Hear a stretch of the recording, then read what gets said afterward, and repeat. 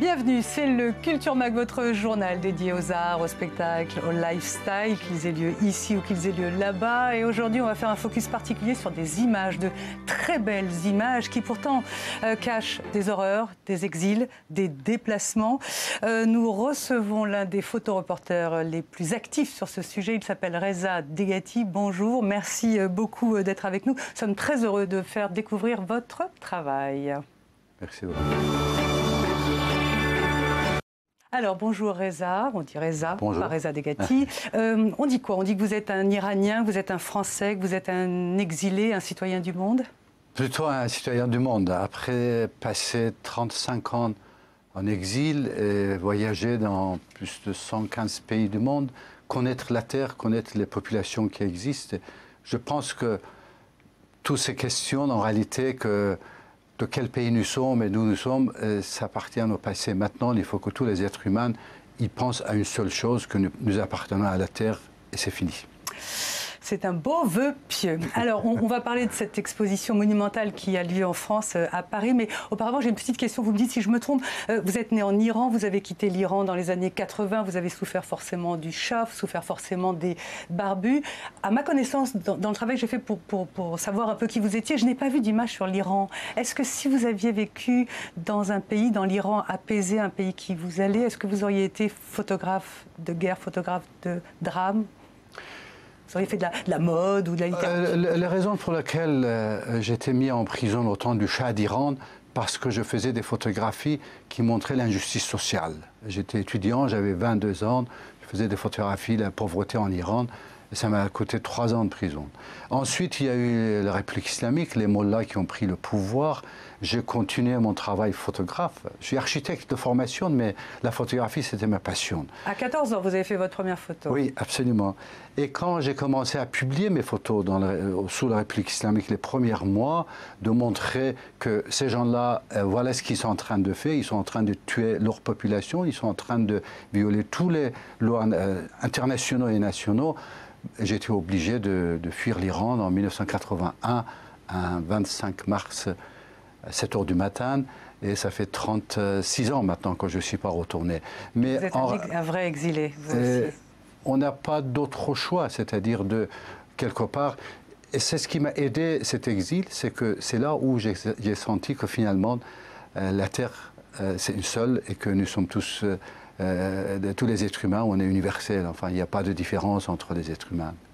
Alors, on va revenir sur l'exil et le regard sur l'exil, mais auparavant, je voudrais que vous nous expliquiez un petit peu, dans le cadre d'un portfolio, cette exposition extraordinaire que vous avez mise en place à Paris, sur les quais. Il y a 370 mètres d'images, une fresque murale qui s'appelle Dream of Humanity. Et pour moi, je pensais que l'exil, c'était plutôt un nightmare, un cauchemar. Pourquoi ? Le Dream of Humanity, c'est ce que je pense que l'avenir de l'humanité, c'est ça un peu. Je pense, comme on dit, l'avenir appartient à ceux qui croient en la beauté de leurs rêves. Et mon rêve, c'est qu'il y a une seule humanité, il faut le montrer, même dans les portraits qu'on voit des réfugiés, même les portraits que j'ai faits dans les guerres, dans le moment le plus terrible. J'ai passé 25 ans de ces 36 ans dans les guerres et conflits, de couvrir tout ça. Et c'est malgré tout ça, je crois dans la beauté qui existe dans l'homme. Je crois que mon devoir, ça va être montrer cette beauté et emmener les gens à réfléchir et de ne pas surtout de fermer les yeux en disant que ces photos, je ne veux pas le voir, que ces photos sont terribles. C'est pour ça que ces rêves d'humanité, c'est tout ce qui est la beauté de l'être humain que j'ai envie de montrer. Alors, d'où viennent ces portraits-là qu'on voit pendant que vous parlez? Ils viennent d'où? Vous les avez faits pendant combien de temps? Ce sont des gens que vous avez rencontrés comment? Selon le voyage, selon les reportages, enfin c'est un peu mélange de l'ensemble de ça. Mais pour moi, en réalité, le plus important de cette exposition, c'est ce travail des enfants réfugiés. Voilà, alors il faut expliquer, vous avez confié à des enfants syriens réfugiés dans un camp kurde au nord de l'Irak, le camp s'appelle Kawer Gosk, vous leur avez donné des appareils photo. Pourquoi? Parce que vous vouliez... En réalité, depuis 30 ans, parallèle à mon travail photographe, je mène aussi un travail humanitaire d'éducation. D'éducation, de formation, donner la parole à ceux qui n'ont pas de parole. Dans mon cas, la parole, ça vient une parole universelle par les caméras, par l'image, par le journalisme. Il faut expliquer aux spectateurs que vous l'aviez fait en Afghanistan. Vous aviez confié des pareils photos à des Afghans et là, vous avez refait la même chose avec des enfants. Oui, j'ai créé un grand centre de formation pour les femmes afghanes. Je les ai aidés à lancer une radio pour les femmes en Afghanistan. J'ai plein de films télévision, des photographies. Enfin, c'est ce que je fais parallèle à mon travail photographique. Vous n'avez pas donné un poisson, vous avez donné une canne à pêche, comme disent les chrétiens. C'est magnifique. Et c'est pas simplement de distribuer des appareils, je passe du temps. Dans le cas de Khavergosk, par exemple, c'est un grand projet qui s'appelle Exile Voices et que ça va durer sur 5 ans, où je vais photographier les réfugiés, les exilés, les exodes dans le monde. Mais plus que ça, dans chaque camp de réfugiés, de créer les petits enfants qui deviennent des camp reporters, des reporters de camp. Pour la première fois, on voit qu'est-ce que c'est la vie dans un camp de réfugiés, pas par les photographes professionnels, mais par les enfants qui vivent quotidiennement. Et c'est ça qui est merveilleux dans leur travail. Ils ont un regard différent, ils nous montrent autre chose. Et continuer ça, pour moi, c'est vraiment créer des liens entre l'humanité, d'expliquer un peu tout ce qui se passe ailleurs que nous, professionnels même, on ne peut pas le voir. Alors justement, pourquoi vous ne pouvez pas le voir? Qu'est-ce que voit un enfant de l'intérieur que vous, photographe, humaniste, esthétique, vous ne voyez pas? Donnez-nous un exemple. Oui, non, mais avant l'architecture, j'avais fait du physique. Et il y a physique? De physique, voilà. De la physique? De la physique, de la physique. Pas de la gymnastique? Non, la physique, pardon, à l'université.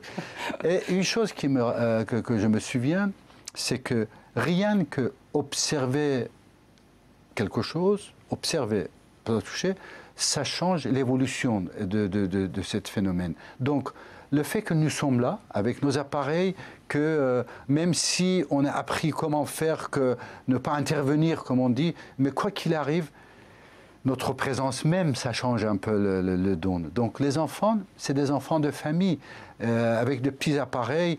Je les apprends simplement de regarder la vie, montrer ce qu'ils ont envie de montrer au monde. Et ça change beaucoup.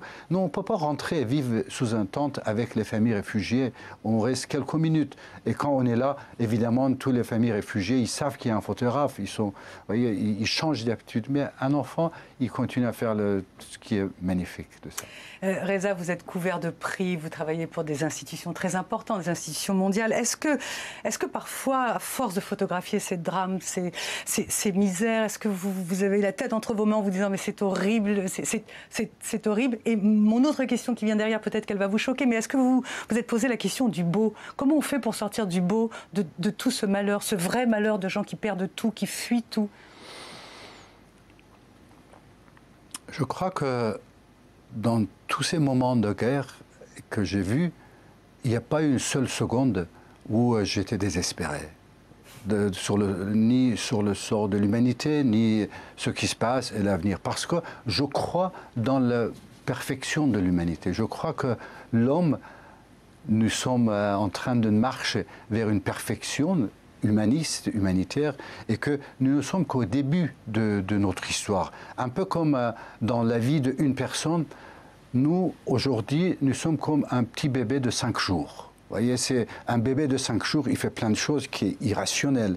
Et quand on voit tout ce qui se passe dans le monde, c'est irrationnel. Donc, on n'est pas arrivé, on n'est même pas arrivé à l'âge de adolescence, vous voyez. Donc, voyant ça, je suis pas seulement désespéré, mais en disant, je dois continuer ça parce qu'on va arriver à une meilleure condition. Certes, ça va arriver dans 500 ans, ça va arriver dans 1000 ans. Il y aura le jour où nos descendants ils vont nous regarder en disant « Voyez comment nos ancêtres étaient des abrutis, que étaient des barbares, qu'au lieu de construire des écoles et des hôpitaux, ils faisaient des avions de chasse, ils faisaient des munitions pour se tuer. » Et ça va certainement arriver comme nous regardons aujourd'hui les hommes de caverne en disant « Regardez comme sauvage il était. » Donc c'est ça que la paix, pour moi, universelle, ça existe. Et ça viendra et qu'on ne sera pas là, mais je le vois qui va arriver. Oui, ce qui est beau, j'ai vécu des moments beaux. La boue, je ne sais pas. Rendre esthétique, oui, non, parce que ce sont des familles qui abandonnent tout, des gens qui sont séparés, des enfants qui sont abandonnés, il y a des morts, enfin, c'est tragique, il n'y a pas de beauté là-dedans. Enfin, c'est plutôt, je vous pose la question, où est la beauté? C'est ce que j'essaie de montrer, ces deux choses. D'une part, dans l'endroit où je suis, trouver des moments, même si ce n'est pas pour la photographie, mais qui montrent que la vie est belle. Je vous donne un exemple. Récemment, il y a quelques mois, j'étais en Palestine et j'étais près de mur en train de photographier le mur de côté palestinien, de tout ce qui est graffiti et autres. D'un seul coup, j'entends en hébreu un soldat qui est en train de vraiment, j'avais l'impression qu'il criait c'est quelque chose. Ils crient tous oui, mais au Moyen-Orient, quand ils vous disent bonjour, ils crient. Oui. Enfin bon, d'accord, mais pardon, je vous ai Donc, compris. il y avait une petite ouverture entre les pierres. Je mets mon téléphone dedans pour enregistrer, juste pour voir ce qu'il disait.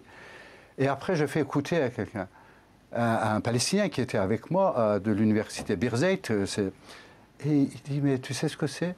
Il est en train de raconter à sa petite fille, amie combien il l'aime. Et que c'était toute une histoire de l'amour qui s'est passée de l'autre côté du mur et que j'avais enregistré. Or, de ce côté, on aurait l'impression qu'il voilà, se passe quelque chose. Oui, c'est une question de point de vue, c'est ce que vous voulez dire. Exactement. C'est ça aussi qui est important, d'une part, de savoir que tous les êtres humains, même si sur le soldat ou autre, quelque part, leur humanité, c'est ça qu'il faut voir avant tout, et de voir que finalement, beaucoup de choses qui se passent, ce n'est pas les décisions des individus, mais qu'il y a des gouvernements et des institutions qui mettent les gens sur ce chemin. Ça m'intéresse de montrer ça aussi. Bien sûr. Et pendant que vous parliez, on a vu une des innombrables magnifiques photos que vous avez faites avec ces trois enfants, un juif, un chrétien et un musulman au Moyen-Orient. Abraham. Vous êtes... Les trois Abraham. Abraham, Ibrahim et... Abraham, c'est ça. Abraham, les enfants d'Abraham. Vous êtes religieux, vous êtes pratiquant, vous êtes musulman? Je suis né musulman, comme beaucoup de gens, ils sont nés juifs, d'autres ils sont nés chrétiens, d'autres ils sont nés dans une famille athée. C'est pas, nous choisissons pas notre religion. Et c'est là aussi j'essaie d'expliquer au monde entier. Vous n'avez pas choisi vos parents, vous n'avez pas choisi votre religion, vous êtes éduqué dans une partie du monde, vous êtes né ou dans un palais ou sous un pont à Bombay, quoi qu'il soit, on ne choisit rien de tout ça. Donc, essayons de voir quel est l'essentiel de ça. Certes, il y a une spiritualité dans l'homme, et moi je crois à ça. Enfin, on est dans une époque où la spiritualité au sein de certaines religions et certains extrémistes religieux provoque des drames absolus. Ça, pour moi, c'est le côté négatif de l'humanité. C'est le côté négatif de politiser quelque part ce qu'est spiritualité. Parce que en même temps qu'il se passe tout ça dans le Moyen-Orient, aujourd'hui même, à UNESCO, ils sont en train de fêter, j'étais invité, je n'ai pas pu y aller, 100e anniversaire d'une grande sainte soufie qui a prêché pendant toute sa vie l'universalité de l'homme et qui explique pourquoi les êtres humains, il faut que nous, on soit beaucoup plus amis ensemble et qu'ils se comprennent mieux. C'est pour ça que pour moi, tous les guerres religions, ce n'est pas des guerres religions, c'est des guerres politiques. C'est créé par les politiciens et pas par des religions. Alors, il ne nous reste plus beaucoup de temps. Malheureusement, j'avais 1 milliard de questions. Juste, assez brièvement, vous avez reçu donc un prix World Press Photo pour un travail notamment en Afghanistan. Comment et quand avez-vous rencontré le commandant Massoud? Et est-ce que vous, en tant que photographe, est-ce que vous n'êtes pas bouleversé par la façon dont il a été assassiné? C'est-à-dire qu'avec une focale, vous allez nous le raconter. Oui, j'ai couvert Afghanistan pendant... depuis 1983 jusqu'à maintenant, donc je vais là-bas souvent.